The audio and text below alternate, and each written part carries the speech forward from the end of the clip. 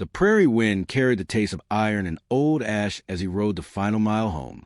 Hooves beat slow against the hardened dirt, each step echoing like a heartbeat through the emptiness. The sun sagged low, turning the sky into a smear of rust and peach. Shadows stretched long across the fence posts, and somewhere behind the hills, thunder mumbled its discontent. He shifted in the saddle, coat flapping against the wind like tired wings. The envelope in his breast pocket felt heavier than a bullet. Sealed weeks ago, yellowed by dust and sweat, it carried her name and promise, a mail-order bride, answering the call of a man looking for quiet. Not love, not grace, just stillness. A woman who wouldn't ask about the war or the blood or the reason he no longer slept through the night. A woman who'd plant roots where he'd buried ghosts. The cabin came into view, crouched against the land like it feared being seen. Cedar slats, one shutter missing. Porch still sagging in the corner where a cannon had once torn through his tent in Georgia. He dismounted slowly, knees stiff, breath sour from trail coffee and regrets. The house was clean, at least. He'd spent the last 2 days sweeping, oiling the wood stove, stacking firewood, so neat it looked unnatural. The bed was made. There were wildflowers in a cracked jar. She was due today. A whisper of doubt moved through him as he stepped inside. He lit the lantern early, despite the light still clinging to windows. Silence pressed close. He poured water, then whiskey, drank neither. The chair creaked beneath him like it remembered other men. Men who didn't flinch at the scrape of wind across a shutter. The stagecoach arrived just after sundown. No horn, no dust plume, just the quiet screech of brakes and the stomp of hooves settling into stillness. He watched from the porch as she stepped down. Not a wisp of a woman. No parasol, no lace. Her coat was plain, travel-stained, cinched at the waist with a braided leather belt. She carried no trunk, only a small canvas satchel slung over one shoulder, and a knife she wore openly on her thigh. He stood, hat in hand, words caught in his throat. She looked at him, and for a moment the world stilled. Her eyes were the color of storm-soaked earth, dark, layered, ancient. She was younger than he'd expected, though lines bracketed her mouth in the way of someone who'd stopped expecting rescue long ago. Wind tangled her hair behind her, black and straight and wild. There was something unbending in her spine, something that refused to be made small. He cleared his throat. "Ma'am." She nodded once. "You're the one who sent for me?" "I am." She climbed the steps without hesitation, boots heavy. He opened the door, let her pass first. The knife brushed the doorframe as she entered. Inside, she took in the room without comment, eyes scanning the layout, bed, hearth, rifle above the mantel. Her fingers brushed the wood of the chair before she sat, poised, not settled, ready to move. He took the chair across from her. The fire hadn't caught yet. The kindling smoked and hissed. "I didn't expect you to travel light," he said. She said nothing. He tried again. "I suppose I pictured someone different." She lifted her gaze. "So did I." He didn't know where to laugh or apologize. "I was told your name," he said, "but I don't believe I ever got your story." "You wanted someone without one," she said. He blinked. "Did I?" She nodded, eyes on the fire. Said so in the letter. Quiet woman, willing to work. No need for talk of the past. His throat tightened. "That I did." "I can be quiet," she said, "but I do have a past." The fire caught then, sudden and sharp. Light flared across her face, carving shadows under her cheekbones. A scar ran from the edge of her left brow down to the ridge of her jaw, silvery and faded. He hadn't seen it until now. He stood. "You hungry?" "I've eaten." He moved to the window. Night was settling in fast. No stars yet, just wind and clouds and a distant hush that could have been coyotes, or something older. "You've got land," she said behind him. "Good bones. Water near. Spring just east of the barn." "You get trouble out here?" "Sometimes." She stood too. The knife shifted with her. She didn't touch it, didn't need to. He turned.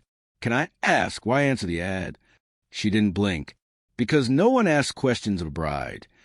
He considered that. She moved to the fire, crouched to adjust the wood. Her sleeve fell back, revealing another scar, this one ragged, the kind left by rope or rusted iron. She moved with precision, not caution. "What did you do before?" he asked. "I survived," she said. The wind howled suddenly, loud enough to rattle the window pane. They both turned. Outside, the trees swayed like dancers possessed. He reached for the rifle, just a habit, but her hand was already on the knife, still in its sheath, steady as breath. He watched her, watched how her eyes didn't dart, how her shoulders didn't rise in fear. She was a woman who'd seen storms up close, maybe even caused a few. "You ain't what I expected," he said quietly. She looked at him, not offended, not amused, just seen. "No," she said, "I'm not." And then, for the first time since she stepped off the coach, she smiled. It was small, not soft. Outside, the wind eased. He stared at her a moment longer, something in his chest twisting like an old rope. Then he turned back to the window. Across the prairie, where the grass dipped low and shadows pooled like spilled ink, he saw movement, just for a second. A flicker of something too tall to be deer, too smooth to be wild. He stepped out onto the porch. The sky was ink-black now. The horizon glowed faint from the dying sun. But there, just beyond the fence line, stood a rider, still, watching. He didn't move, nor did the rider. They studied each other through distance and darkness, like men separated by time, not space. He felt her step onto the porch beside him. Her shoulder barely touched his. She said nothing, but she saw it too. After a moment, the rider turned and vanished into the night.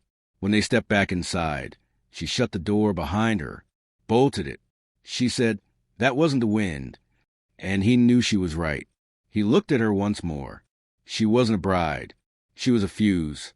And something out there had just struck a match. The morning broke slow and colorless, the sky a bleached sheet pressed low over the plains. He sat on the porch sharpening a hoe, though nothing in the ground needed tending. Habit more than purpose. She stepped out with her coat already on, knife at her side, and walked past him without a word toward the barn. Her footsteps were light, but not hesitant, like someone raised to move quietly, but never fearfully. He watched her saddle the mare. She checked the girth strap twice, ran a hand down the horse's flank, then mounted in one fluid motion. The blade at her hip gleamed like a promise. She didn't ask permission, didn't say where she was headed, just nodded once, like an unspoken contract still held. He should have been relieved. A woman like her didn't belong in a kitchen, didn't belong tethered to his silence and the graves it guarded. Yet something in him resisted the space she created with every step away. He waited until dusk to ride into town.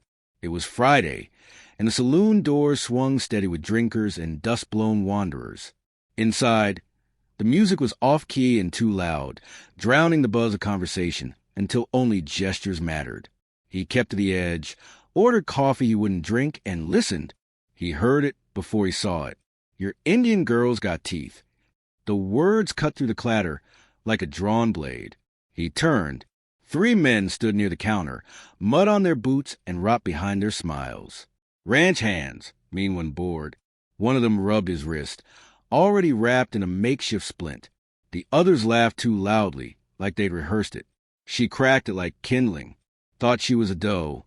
Turns out, she's got cougar in her. She yours or just someone passing through? He met their gaze without blinking. She's with me? Their smirks faded, replaced by something colder. One of them spat. Might want to leash her before someone else does.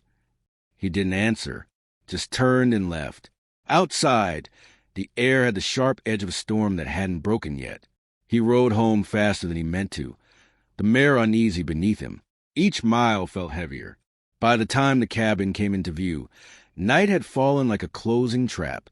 She was already there, seated by the fire, blood drying on her knuckles. "You want to tell me what happened?" he asked.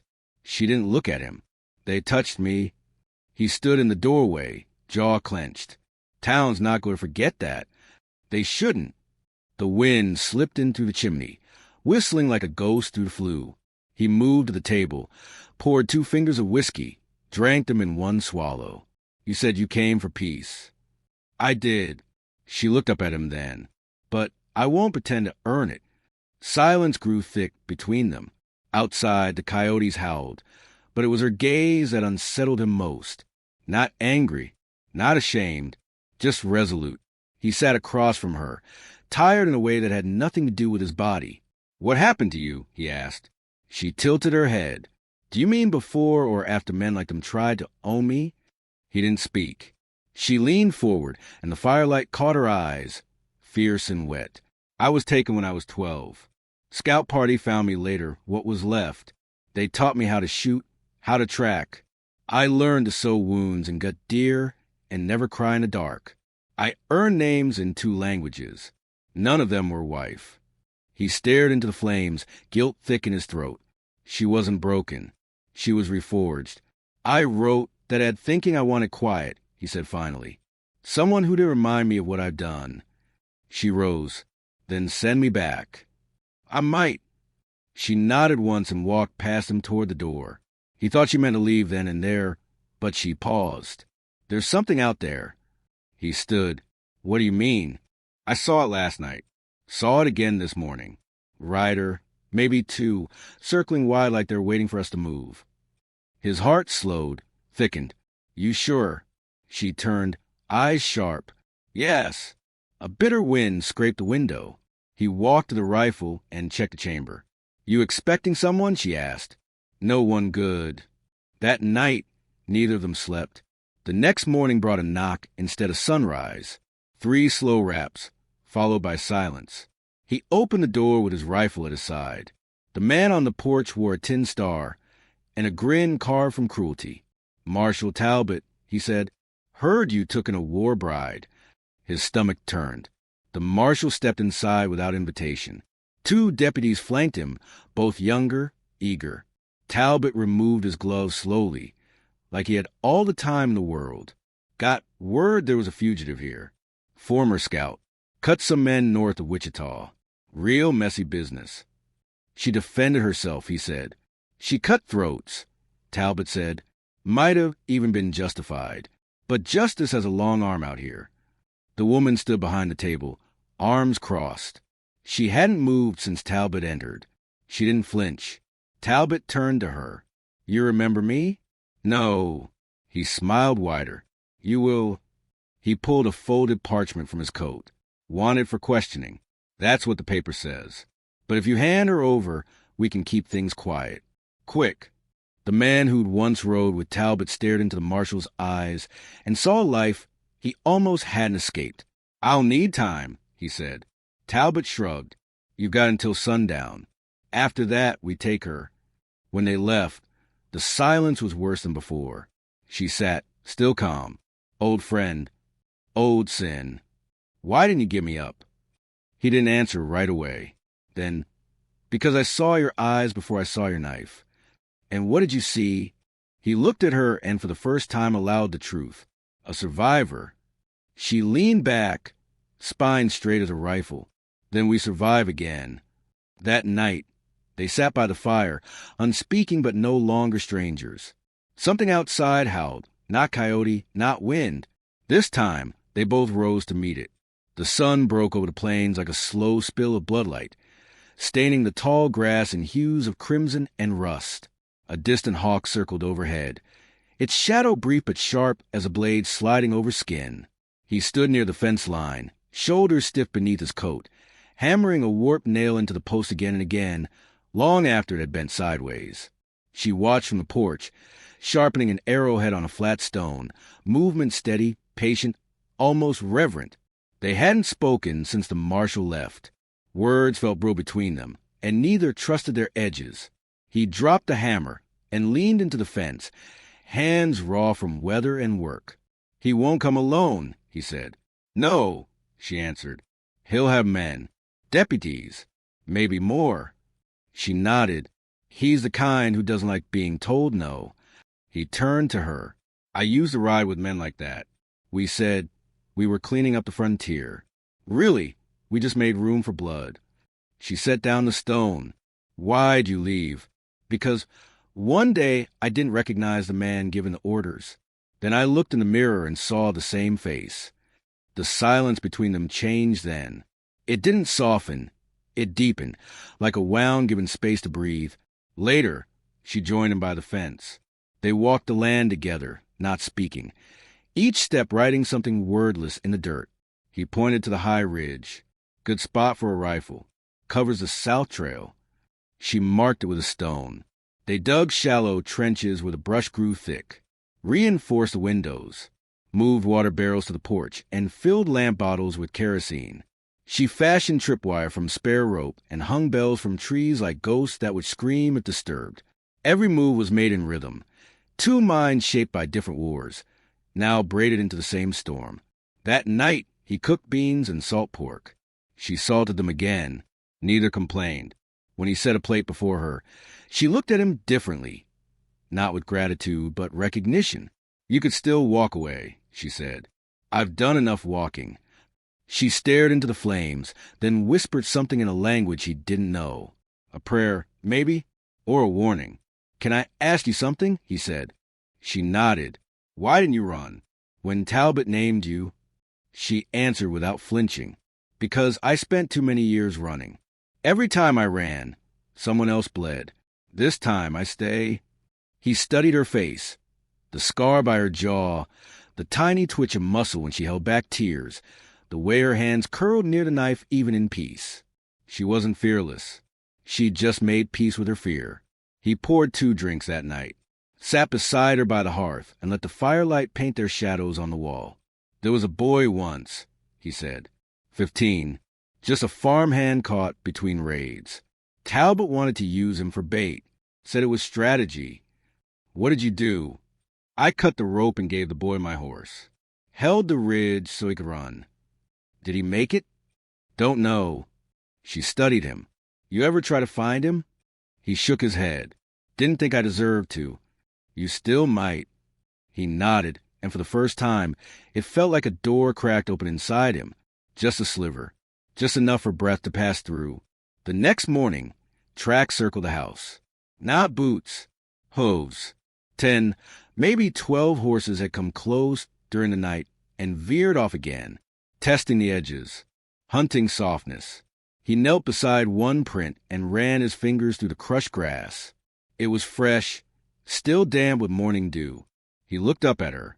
She'd already strung her bow. They're scouting, he said. They're waiting for you to give me up, she said. I won't. Her jaw flexed, but she said nothing. By afternoon, smoke curled from the east. A cabin or barn burning. A message, not a mistake. They worked faster now, without speaking. He cleaned the rifles. She laid iron nails across boards for caltrops. A cruel measure. But mercy was a currency they could no longer afford. The storm came before sundown, not from the sky, but the earth. Thunder of hooves. A line of riders framed against the horizon, blotting out the sun. The light turned copper, and the air thickened with sweat and dust. Talbot sat at the front, silver badge glinting like a lie. He called out, "This your last chance." They didn't answer. He turned to the men behind him. Burn it down. And then the world caught fire. Bullets shattered the silence. Smoke rose in frantic spirals. Her bow sang once, twice, each arrow finding a throat. He fired from the upper window, jaw clenched so tight his teeth bled. They moved together like memory, one laying cover, the other flanking. She slipped through shadows, striking fast and vanishing faster. He reloaded with calm fury, each shot a penance. At the barn, one of Talbot's men struck a match. She tackled him before the flame touched straw. Her blade whispered across his ribs, and he died surprised. Inside, the air filled with gunpowder and shouted names. He caught Talbot's eyes across the field. Two men in mirrored regret. They met in the clearing, guns drawn. "You could have handed her over," Talbot spat. "You could have become a man," he replied. Talbot fired first. The shot missed. His didn't. The marshal fell, not cleanly but hard, like a man who'd lived too long in his own shadow. When the last echo faded, only smoke remained. She found him by the porch, bleeding from the shoulder. "You alive?" she asked. He smiled grim. "Feels like it." She sat beside him, back against the wall, breath heavy, shoulders streaked in ash. "They'll send more," she said. "Let them." A long silence passed. Then he reached out and took her hand. She didn't pull away. Above them, the stars returned, silent and unblinking. For now, the land was quiet, but not the kind of quiet he once sought. This one had earned its place. The fire still smoldered in the barn 3 days later. Smoke lingered like memory, threading through the trees and seeping into the cabin walls. He moved slow now, a sling over his left shoulder, and his right hand stiff from recoil and blood. She moved with less effort, though the bruise across her ribs darkened each morning like a blooming shadow. They didn't speak much. They didn't need to. He found her mending the porch rail, where Talbot's bullet had splintered the wood. Her knife worked the nail into place, like a chisel carving meaning from ruin. He watched her for a while, and when she paused to brush her hair back, he saw something shift in her, less guarded, not softer, but steady, rooted. The town sent no word. No lawmen arrived. No wagons came rumbling up the trail in judgment. Maybe they feared the echo of what had happened, or maybe they knew better than to come looking for answers on land that had already decided its own truth. By the 6th day, he returned to the field, not because the wheat needed tending. The shoots were still green and low, but because his hands needed something to do that wasn't holding a rifle. She joined him with a pail of water and a quiet that felt almost companionable. He knelt in the soil, pressing seed into dirt, and she stood watch, eyes on the horizon.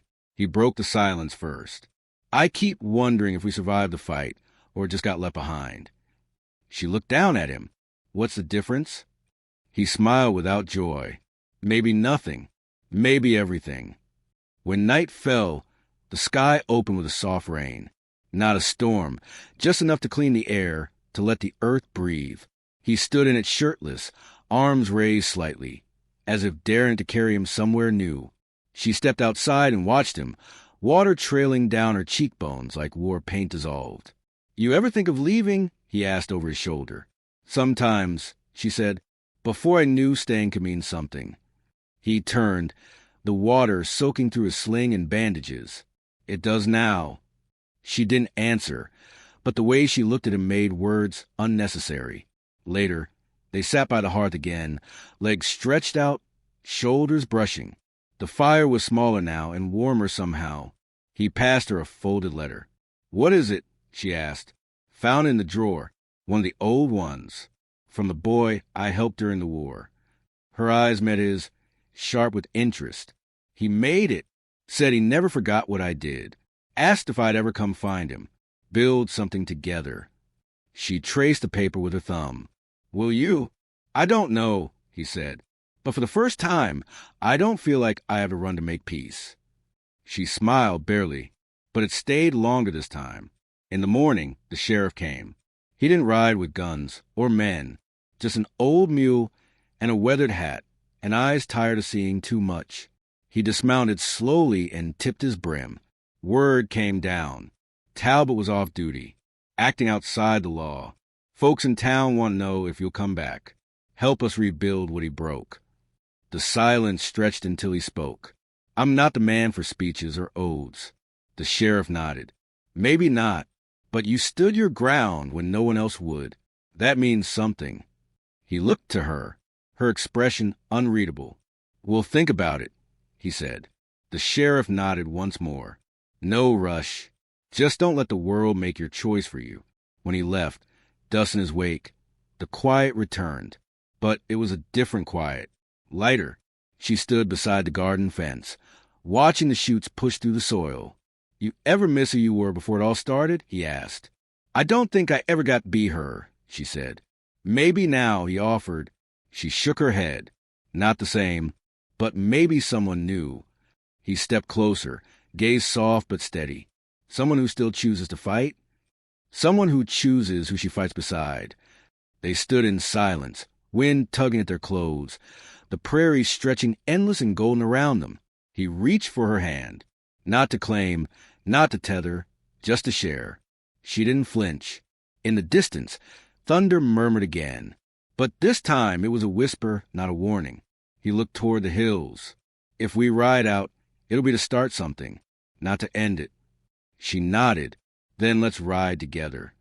And beneath the open sky, where blood once fell and names were buried, they stepped forward, not as fugitives or flames, but as two warriors who had finally found a place to stand still, together,